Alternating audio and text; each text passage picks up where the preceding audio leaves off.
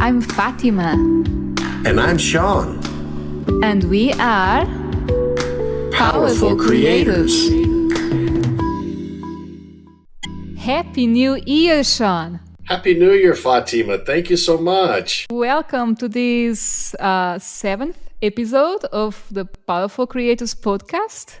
I'm so excited, Fatima, to be here after 7 episodes, and we're starting a new year. How exciting! Yes, and we are going to speak about how to set New Year's resolutions.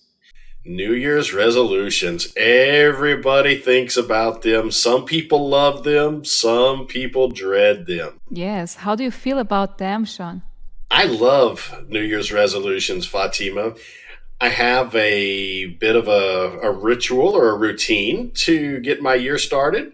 Often we will have a fun evening and then go to the beach the following day and walk on the beach. And even though it's oftentimes kind of cool, we're winter in the world, our beach is a cool beach in the wintertime, warm in the summer, but we still go down New Year's Day. And if the weather is accommodating, we walk on the beach, talk about our plans and points of focus for the next year, and talk about all the successes and enjoy that process. And it's a wonderful way to get the new year started out. How about yourself? Wow, that is so inspiring, Sean. I think I remember when I was in Canada that people would go in the first day of the year in the morning, they would go to the beach to take a really cold shower. I think it was the Polar Plunge? Yeah, I don't remember the name, Polar Beer. But I remember that they will take a really cold shower in the beach, everybody together. But I don't know if this is really good for resolutions. But about me, I believe thinking on the resolutions before the new year. Usually during the year, I already have an intention set. And then in the end of the year, when I already feel that it was accomplished, I start already thinking on what I want to manifest after that. So I don't have something in the first day, but I do have my inner reflections along, especially the last months of the previous year. That's really awesome, Fatima, because to get to where you're going, you have to be thankful for where you've been. And it's really great to be thankful for what you did and what you received in the previous year and invest what you've learned, and helps you get excited and really ready to manifest wonderful things in the coming year. Yes, I do believe that when you focus on gratitude, you expand those emotions, you expand those good things that happen to you. I agree, Fatima. Gratitude is so wonderful. Gratitude is like fertilizer, really wonderful fertilizer that you put on your garden, and all the beautiful seeds that you've planted, it just makes them grow even so much faster. Yes, I do also believe that there is always something positive in every situation. So if we can see that and feel that and be aware of that, we will be able to always manifest and attract more good situations. It's just a matter of practice, being able to always look to everything as a good challenge, a good lesson, and to move forward for a better place, and always seeing the good perspective of every situation. I agree 100%. That's so powerful that when you bring that mindset, when you bring that energy, even what a lot of people would call a failure isn't a failure. It's an opportunity to learn. A failure is an opportunity to learn and grow. And I don't know about you, Fatima, but I always learn more from my failures than I do from my wins. Wins are easy. You celebrate, you feel good, but you don't really learn as much as you do from when, ooh, that stings. I need to learn something there. What is that I need to learn? So that's a really great observation. Yes. And you know, Sean, we are speaking about setting New Year's resolutions and being able to be grateful and being able to understand what happened before and being open to new wonderful things is a great way of setting New Year's resolutions.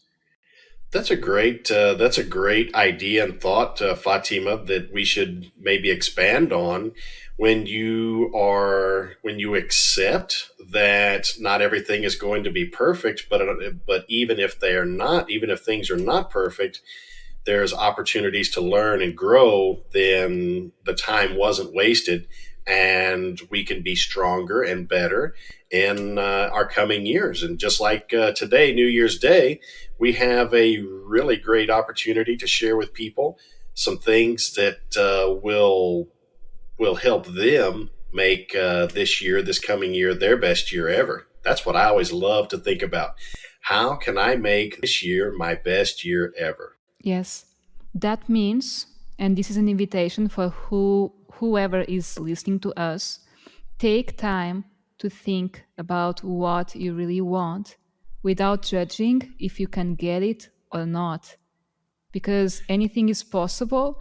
And if you allow everything that happens to be an opportunity to grow, you will always think bigger and think that there is way more to happen. There is a huge abundance in the universe that you can have access. There is enough for everybody. That's so wise, so well said, Fatima. There is enough for everybody, and the only thing that limits us is our imagination. And when we have a imagination that's excited and we have things that we're thinking about, it just gathers more energy and momentum behind us. So you're exactly right with that. Mhm. There is also another topic that we wanted to share with our listeners today that is about how everything starts within ourselves always. Right, Sean? Do you want to talk about that? Absolutely. Absolutely. Fatima, it's been my experience that everything comes through us, not to us. So, as we're setting down our resolutions, or if you maybe want to call it a different word, maybe a point of focus. So, the point of focus for the next year could be economic, it could be relationship, it could be professional. And as we work on ourselves, as we work on our mindset, as we work on our thoughts, as we have better experiences, we invest all of these things behind us. And with that positive mindset, we allow opportunities to come through us. We take inspired action when we have ideas. That's so important, taking inspired action. Do you have a couple of examples of how you took inspired action in the previous year and really great things happened, Fatima? Yeah, I feel very inspired because this year have been really an year of enlightenment for me. I feel that one of the questions that you did really inspired me. You were always asking me, Fatima, what makes your heart sing? And I always try to set resolutions that are according to what makes my heart sing. And sometimes it also is related not only to myself, but for example, to my daughter. I know that many things that make my heart sing are related to her. So I feel even more inspired, even more empowered to really put these resolutions and focus on them and being aware of how I can reach them. Absolutely, Fatima. It's very amazing that you mention something that motivates us. Often, the people around us motivate us more than just ourselves. We want to see our loved ones, our kids, our spouses, significant others, family, friends. We want to see the people around us happy, and we want to help those people. And I think that whenever we're helping and whenever we're lifting others, we also lift ourselves. So you mentioned a really powerful point in that helping others also allows us to help ourselves, and allow more to come through us as well. Yes. So, in a nutshell, what we have been speaking until now is first, if you really want to set New Year's resolutions that are going to work, be thankful for what you did, feel grateful, and then take time to think about what you really want. Start with yourself first. What makes your heart sing? What do you really want? And how, in some way, people around you are connected to what you want, how they inspire you. And Sean, I would like to ask you, what do you think about the number of resolutions? Because I know this is also a great topic. You're exactly right, Fatima. The number of resolutions is not so important as the quality of the resolutions. If you take time to think about what you really want, and let's add without judging if you can get it or not. So if you have some things in your mind and your heart that you really would like to manifest, you'd really like to improve on, hold those in your mind without judging if you can get it or not, and just have a picture of you enjoying that particular moment in time, and then ideas will come. You'll take inspired action. And if you have three ideas and resolutions or points of focus that make your heart sing and make you very, very excited, it's better than to have 10 things that may diffuse your efforts and energy. But it's the things that you get excited about, the things that you're passionate about. Those are the seeds that are going to take root and grow quickly, and lead to those super exciting things that are going to happen in the next year. Yeah. And in the end, it's not about the quantity of resolutions, it's about the quality. And how do you feel? What are your emotions about those resolutions? It's 100% correct, Fatima. The emotions around your thoughts are so important. The emotions around your resolutions are so important. The emotions around the feedback that your inner voice gives you, those are so important. So you've really, really brought forth a lot of great points, Fatima, and how our listeners and are going to invest these things that you've brought in front of us to them, and it's going to really help a lot of people have that amazing year. Everyone wants to have an amazing year in January. In August, sometimes we forget. So we have to set those intentions, set those points of focus, set those resolutions where you're excited. If you jump out of bed and you're thinking about those things, and it really gives you a lot of energy and excitement to be a part of that process, then you know you're on the right track. Your emotions will tell you and give you that energy and that excitement, and that'll help you know if you're in alignment with what you should be doing. I agree with you. And there is always those techniques that help you to stick to those resolutions and to feel the right emotion. For example, the vision board, the word of the year that we are going to speak in one of the next episodes. And also, one thing that I really love is journaling. And I believe that it clears to me what do I feel regarding each resolution. So, for example, sometimes people focus on what they have to give up instead of what they have to gain. And this might be one of the reasons why some people resist change. Sometimes we want something, but we are still putting some resistance. You're exactly right, Fatima. Resistance is the emotion that you get when you're not in flow. You're not in the right track at that particular moment.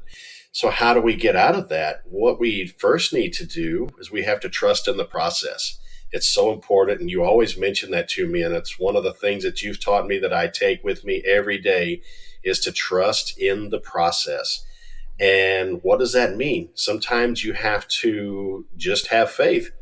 And you mentioned something too about giving up something. The thing that you do want to give up is the negativeness around the negativity around not having it. You have to let go and release the thoughts that didn't support you in the past so you can reach up and gather those new thoughts and emotions that are going to take you to where you want to go. You have to lift yourself up, but unload that heavy baggage. Let those negative thoughts go. Let those doubts go. Let those fears go. Let that negative stuff go so you can rise up and lift yourself. You'll just the energy of your exciting intentions and points of focus are going to lift you, and it'll lift you even faster whenever you've let go of those other things that don't empower you. Exactly.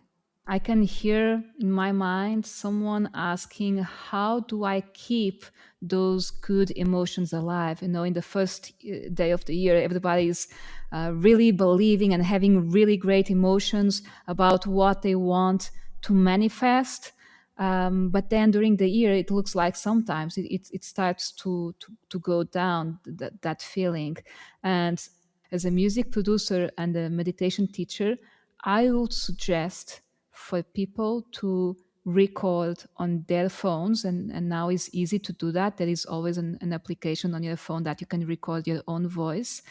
Record your own voice, sharing your resolutions in the most exciting and real way, the way you feel it in the first day. Because when you hear that recording again, you are going to bring those emotions. You are going to feel it again if it is really something that you want to keep during the rest of the year.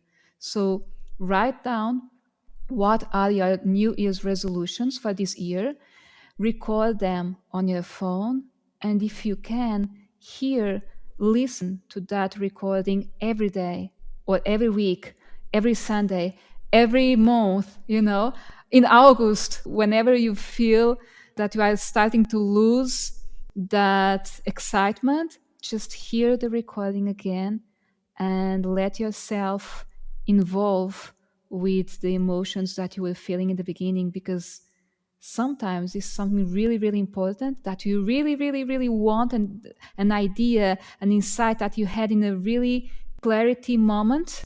But for some reason, because of some people around you, because of some conditions, some things that happened, you started to lose that feeling. But sometimes it's really, really important. And I know that you want to keep that feeling during the year. So record and listen to it. That's a great tool, Fatima, and we all have these electronic tools now that make it so easy to record these things, to write and to record our voices, and it's not something that is bad to do to give yourself a pep talk. If you're feeling great, record it. If you feel that you're in a really great spot, record that time. Capture that moment. Get excited about it.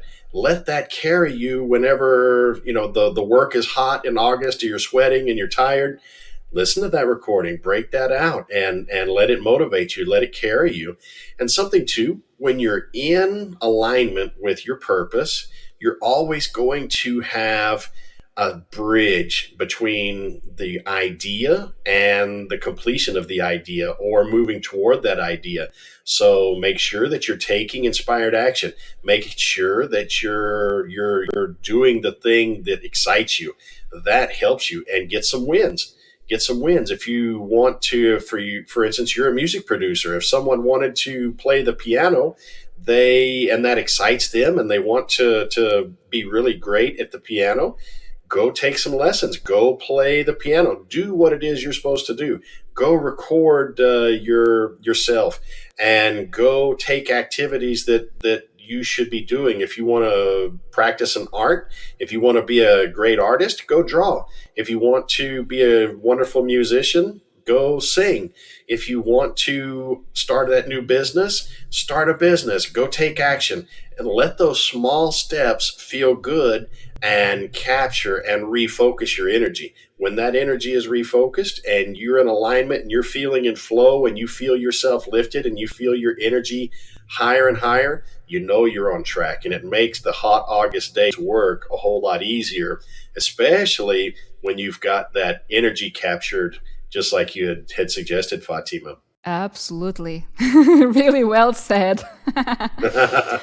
So, with all these insights today, I want to share that we will be speaking about the word of the year. The next episode is a really great technique to have more focus and to involve all the year in a goal, in a resolution, in a point of focus. So we will meet again next week, right, Sean? Thank you so much, Fatima. Likewise, it's always an amazing adventure, co-creating with you and all the adventures that we share and people we visit with and ideas that we expand on. So it's super awesome. I can't wait to see what's in store for this year. It's going to be an amazing journey, and I'm glad that all of our listeners, I'm hopeful that they gather some insight from these words and that they have their best year ever. We want to lift, we want to excite, and everybody else has their best year ever as well. I know we will. Yes, the power of mastermind. Exactly. Thank you so much, Sean. Thank you, everybody. Thank you, Fatima. Thank you, audience. Thank you, everyone. We'll see you in a week. See you in a week. Because you can. You deserve. And you are a powerful creator.